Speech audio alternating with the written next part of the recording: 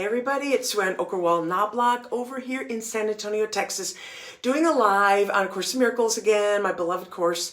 And today I'm talking about mind training and what the heck is it in the course. And of course, you'll realize that like everything I talk about filters back to the true forgiveness process, because that's what the whole darn book is about, to find this experience. And this is our universal experience. It's the only thing that we have in common of being at home in God. The other thing we do have in common, we have a second thing in common, is that we've been believing with the ego thought system. So we all have this in common, that we are doing one of two thought systems, and that's all there is to choose from, and that we are only a mind. So I always talk about we are only a mind, and that is because ideas leave not their source. And there is no world. So those are other really big lines in the course. Today I'm actually going to talk about, it's in the introduction, page 1 of the workbook. And a lot of people have been talking these last couple days on, should we be reading the workbook first? Should we be doing the workbook first? Should we be reading the text first? And I always say that Holy Spirit will guide you very intimately and very specifically on what you're supposed to be doing.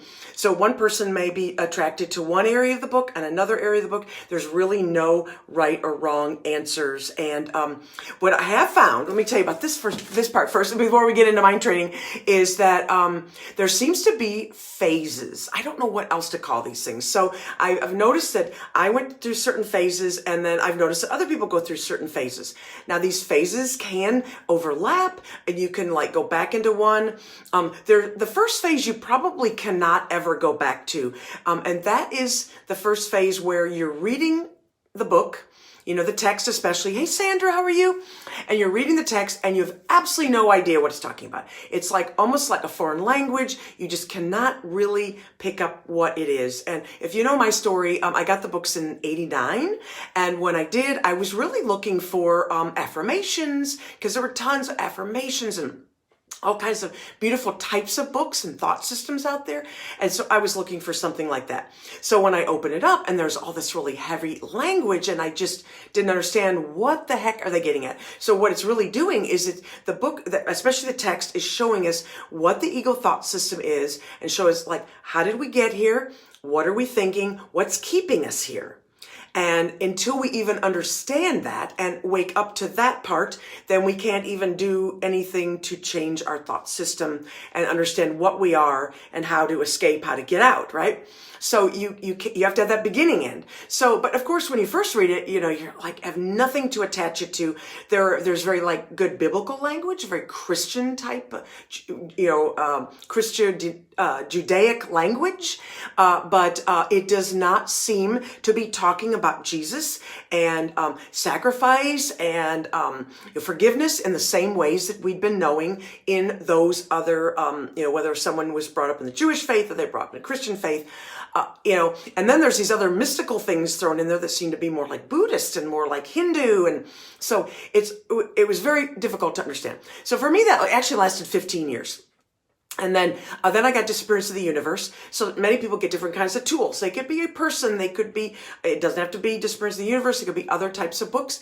Although I have found that DU is very good at leading us through in a linear fashion what the course is doing in a cyclical, holographic way. So it touches on certain principles. I love how Ken Wapnick talks about it. It's like a symphony. So it touches on themes and keeps going through them and saying them almost in different ways so that we can hear it. Because literally we need a lot of repetition, and we need to hear it from a lot of different angles. We need to hear it from a lot of different teachers, So if you're listening to this video, Sandra or whoever, listen to a bunch of people, right? You will always be bringing that teaching in that seems like it's coming from the outside. You're going to bring it into you, and you're going to know inside you what makes sense to you. And I always love that AA saying that says, take what you like and leave the rest, and so literally just without even trying to, you're going to be doing that. But also you're going to be choosing. You're going to be choosing who makes sense, who helps you at the time, who does not, what, where are you? And there seems to be not only phases, but there's like different levels and stair steps that we go through. And we really shouldn't even compare people, because we can easily flip back and forth and be in different places at different times. So there's no way to even know. And who cares, because there's no people out there and there's no world. So that is a real good delay tactic, to try to compare people and things. I think that person's there and that person's there. It doesn't matter. You're saving yourself. You're saving yourself. Concentrate on that. Accepting the atonement for yourself, which literally for me has, I've only been able to do that through the true forgiveness process, because I am so very unable to walk right up the front steps up to heaven, because I'm so afraid of that, because I know the ego and my individual self will disappear. And so then huge amounts of viciousness of ego comes up, and super bad resistance, any kind of delay tactics will come. And so really the only way I found is to take a grievance, like it talks about on page 401 of the workbook, like what is forgiveness, it says, and you take that grievance to the Holy Spirit, and then you're quiet, you look, you listen, you judge not, and there's a complete surrender of that littleness of the ego person that you've been. Then ego thought system goes away, and suddenly you're this other thing, and you're like, wow, well, who is this? This can be looking at all this and see something from a distance, above the battleground, above the battlefield, like looking at it like a movie. Who can that person be that seems to be like outside of time and space? It's outside of that whole system. Then you realize, oh, that's a thought system. That's a whole thing over there. And I'm this other thing, and I could choose what I want to think. And then Holy Spirit's just right there with you. And then you end up being like, wow, I seem to be in like everythingness, and there's no thoughts and no problems, and I'm just basking in the sun. Why am I ever going to leave here? So then you open your eyes and you walk around. But then as long as you have some ego left, and that has not been up and exposed and taken to that true forgiveness process, these things will keep popping up. Or I always say it like it's like that slow moving volcano, like the one on the big island of Hawaii, not the one that goes whoosh, although we do have the big whoosh things that come up, but most of the time during the day, it's sort of this slow oozing, slow burns and problems that, have come and reintroduced themselves to us many, many times in many forms, but the same content, whether that be, we're attached to money, or we're attached to love, or we're attached to power, or, or even attached to sickness, or attached to bad luck, so either way, any of that is keeping us out of our right mind, which is what this transfer process, you're going to convert your thoughts, and you're going to cease looking at ego. But it is a mind training, so it does not happen all at once. So it happens like 4 or 5 times a day, 10 times a day, maybe one big one in a day, maybe one big one that lasts a week. And then maybe you're like blown away, and like you do nothing for a week. You may put the book away, you may hate it, I don't want to see any of that stuff. And then, but surely it will come back. And that's what happened to me. So it's been like, 33 years or something of that. So 12 years was phase 2, where I learned what the metaphysical principles are of the book. And then I began to understand what the terms meant, clarification of terms back of the book that's in Manual for Teachers. And even Manual for Teachers itself is super helpful for understanding these concepts that the text is talking about, and that then you work with in the workbook. So, really wherever you start, sometimes people need to understand the concepts first and then do the text, and then the text makes a lot more sense. And we Sandra's saying stuff like this, I am you learning, blessings. Yeah, thank you, sister. I love you. You are me teaching me. Yes, of course. So we're all one. So, and I'm only teaching myself what I want to learn, but this I is there with everyone. Sandra's there. Everyone's there. Everyone that I've ever known, ever would be born, the entire cosmos of thoughts, it's all there. And of course, God, it's all in God, right? But then once I would finally know God completely, and there wouldn't even be a sonship thought left. It would be no thoughts at all. no consciousness at all. Because to be conscious, you're yourself and you're conscious of something else, right? So that is the final pure non-duality. And it appears as if as these phases go along. So phase 2 is you're understanding how what these principles mean, and you're kind of aligning yourself with those thoughts. Very important phase. You're kind of like, okay, do I believe in reincarnation or not? Do I believe in this true forgiveness thing or not? Do I believe in the sonship or not? You know, do I believe in separation? These ideas, you know. So you align yourself with them, but you're actually still not doing anything. And I didn't realize that. I really didn't think about it. I wasn't like, am I doing the course or not? But then all of a sudden I started playing around with the idea of forgiveness because I was just so desperate to just feel heaven. I guess that's the best way I could say it. I was so desperate to have some of that. And I'd gotten like little inklings. It's like, I need that to last longer. I'm just in such misery. And, you know, like I hit a bottom, basically. So approximately 5-ish years ago, I began to play with it. And it was very rudimentary. It was very pitiful. And it didn't seem like anything was happening. And I got a little bit better with it. You know, Holy Spirit's definitely going to guide each one of us to get better at that because it hears our heart. It didn't matter what the words I was saying. It was my heart was yearning for it to remember who I was and to be that and be with oneness in God and Holy Spirit and Jesus, all these concepts, right? And to be that. And I wanted to walk around like that. I didn't want to just like have it when I closed my eyes and meditated. I wanted to be that and not be so upset by everything that seemed like it was coming at me in the world. So then it really in the last year, so many huge different forgivenesses have come, but they've actually come in super easy ways. Luckily, I mean, for some people, it comes in job loss, a burnt down house, you know, a lost lover, death of people around you or death of your pets, you know, and they can come in easier ways too. They do not need to come in gut-wrenching things. But when you're ready, they will come however they are, and you will have the ability to feel Holy Spirit at the same time in a teeter-totter way. So the deeper the lessons go, the more ability you have to deal with them because you have like this solidity of having been in Holy Spirit mind longer and longer through the day. So this mind training, right? So it talks about here, so it talks about a theoretical foundation such as the text provides is necessary as a framework to make the exercises in this workbook meaningful. Okay, so we're going to, you know, the text explains and then the workbook is where we're actually doing these things. And the workbook is changing your mind, you know, like, you know, I give the meaning to everything in this room, you know, I give the meaning to it. And so, and then your eyes close and your eyes open and you begin to do these lessons and you realize that all you are is thoughts and you've created everything and it all has the meaning that whatever I give to it first before I even see it. And my inner world is the same as the outer world because there is no world. So it's all one thing, right? So you begin to learn these things. Okay. So then, of course, the famous line, which is in sentence 3, an untrained mind can accomplish nothing. Okay, so yes, we've been accomplishing nothing. Okay, we've been asleep, we've been in an illusion, and we thought we were accomplishing college degrees, and we were getting promoted at work, and we got the husband we wanted, we got the dog we wanted, had 2 or 3 children, or 50 children, or whatever the heck you thought you needed, right?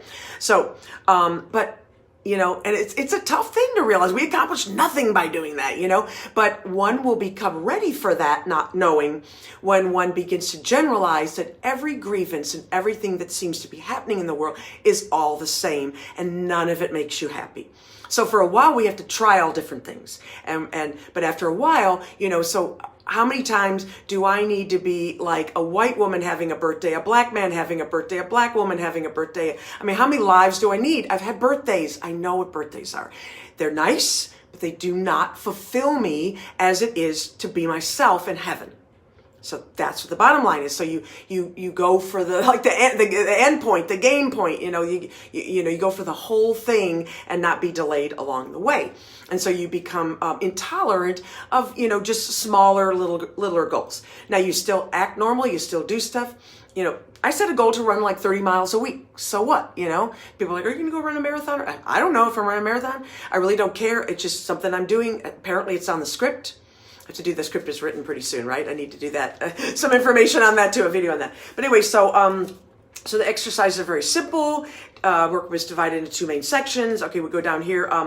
This is what I love. So the transfer of training in true perception does not proceed as does transfer of training in the world. Okay, so true perception is probably the best that we're going to get, seeing the happy world in Holy Spirit mind, still walking around until we lay our body aside for the last time, because now we've learned all the lessons we needed and we no longer need to be represented with them in that physical sense. So then we no longer reincarnate, And of course, reincarnation can't even be true because being alive in one body didn't even make any sense anyway. So it can't be many, many different lives. But it does make some sense in this timeline story that we're believing as an ego, but it's not necessary to believe. But what I'm saying is that we will begin to see everything is the same, and this true perception is what we are looking for. And at the end, God will come and take us back up. There's a beautiful line about that, and scoop us back up with no willingness or anything of ourselves. We will just be ready for it. And then we will not be known. How's the word? We will not be seen, but we will be known. And so it's a knowing that's there in heaven. And we get like these glimpses of revelatoriness of it, but I would have to say the true perception is probably the best way to put it. And this is what it's talking about here. So you have this transfer of training. So it says, if true perception has been achieved in connection with any person, situation, or event, total transfer to everything and everyone and everything is certain. And that's because you've returned to your mind. And then when you open your eyes and you look around, and everything you see around you is all the same. It is all, and the workbook lessons become super easy because it is what you are. It's automatic that everything transfers, that you're now seeing a dream. It's an amusing dream, and you're enjoying yourself and you have a happy world. And that's what it is. On the other hand, one exception held apart from true perception makes its accomplishments anywhere impossible. So that's kind of talking about like you walk around and you get like a really, oh my God, I'm in Holy Spirit mind. And I'm just like, I don't even feel like I have a body. In fact, my body just has really felt very light. I really think that's what the reason at my age I can be running like I do, because I really don't even hardly feel my body. So it's just really odd. So anyway, so I'm going along. But then, yes, something will bother me. So actually what bothered me just a little while before doing this video was that my husband came in and we have this really squeaky door between where he works and then coming into the house, and it's like a beautiful upset point. So I'm calling it a beautiful upset point because I know whenever I have a grievance that is my key to getting in the back door again, back to Holy Spirit mind. Something pulled me out. What the heck, And so I'm like in this Holy Spirit mind, and then he comes in, he's talking about like real earthly things, and I'm done working and the door is squeaking and he's throwing his phone down, and I don't know why, but for me, it's just like this catch point of like, oh, earth stuff. I hate earth stuff, right? Okay. What the heck? Why am I hating earth stuff? So I take all that and I like just put it like in a blob beside me. And I don't even try to think of the specifics. I don't try to solve it. I don't try to say, Holy Spirit, I hate earth stuff. Take away my hate of earth stuff. And Holy Spirit would say, you created hate. I didn't create hate. I don't even believe in hate. Like, I hear what you're saying, but I believe heaven thoughts. So, it's like, I always say it's like this thing with, a foot in one air, one thing and one in the other. So it's in heaven and here to hear us, and that is what hears us, not God. God can't hear us because then he would be insane, right? So we're thinking these insane thoughts. And Holy Spirit's like, you created hate. You're coming with your answer already. So if you just like let go of that, don't even see it, just like put it in like just an abstract blob, and just get with me, think with me, and then that willingness, I like swallow. It's like, wow, it's like so different, So like, I close my eyes because it's insight, it's an inner vision, that it's my mind, it's where I am. It has nothing to do with looking out here and seeing this phone and looking into the camera, seeing my mouth moving in the picture, right? It has nothing to do with that. It's inside. And so then I don't know, then I forgot what my problem was. Oh yeah, my husband came in. Okay, yeah. Okay, whatever, I'm going to do this video, and it's just like, it disappears. Now, if it keeps coming up every day with the squeaky door and you're upset at the world, whatever those things are, you just keep taking that back to the Holy Spirit. Let me look through your eyes. And then, of course, the Holy Spirit says, this whole thing's a dream, and, your husband is thinking he's a body, and he's thinking he's in the dream, and he's thinking the world is real. Have you not done that yourself? Would I not accuse myself of this? Yes, I would. Yes, I would. So then you know, like, okay, there's our commonality. Oh, I have empathy for him. And then I know now that we're not that. Suddenly I'm back into everything. And my husband appears to be a dream figure moving, doing those things, but I am no longer of that. I'm like in the world, but I'm not of it. You know, that beautiful line, right? So I want to see if anybody, yeah, God is, exactly, God is. And then we stop speaking. That's a great line, right? So anyway, just wanted to put this out today, and that's what it is. I just get guided, okay, do this thing, and I don't know, this had come open and people were talking about mind training, and I love the idea of mind training because what it does, it also lets us be very kind to ourselves. We're, you know, like, so if we're making mistakes in this true forgiveness process, you know, as we're going along, and, oh, I'm not doing it right, or that didn't seem right, or, oh, it keeps coming back up again. No, that is the natural process of it. And since it is a training, it is not an instantaneous thing. You don't have to like throw the book away and just give up because, you know, after one time of trying it, it didn't work all that well. I know in the beginning for me, especially, like I would do it and nothing seemed to happen. But then like the next day, all of a sudden I have like 2 hours where I was like much more peaceful. And I was like, how the heck did that happen? Because like, that's not me. You know, I'm usually like flying off the handle. You know, I was Sue Ann the hater. You know, if you find the ego Sue Ann, you're going to just find her to be the hater. And that's what we are. You know, it's, there's a very thin veil over murderousness in our mind to get rid of everything and everyone because they seem to be attacking us. And we want our kingdom, you know, the way we want it. So, you know, anyway, a lot of that stuff. So love you all and have a really good evening. I'm going to go enjoy my evening and rest up, and I'll try to come again tomorrow evening. See you later.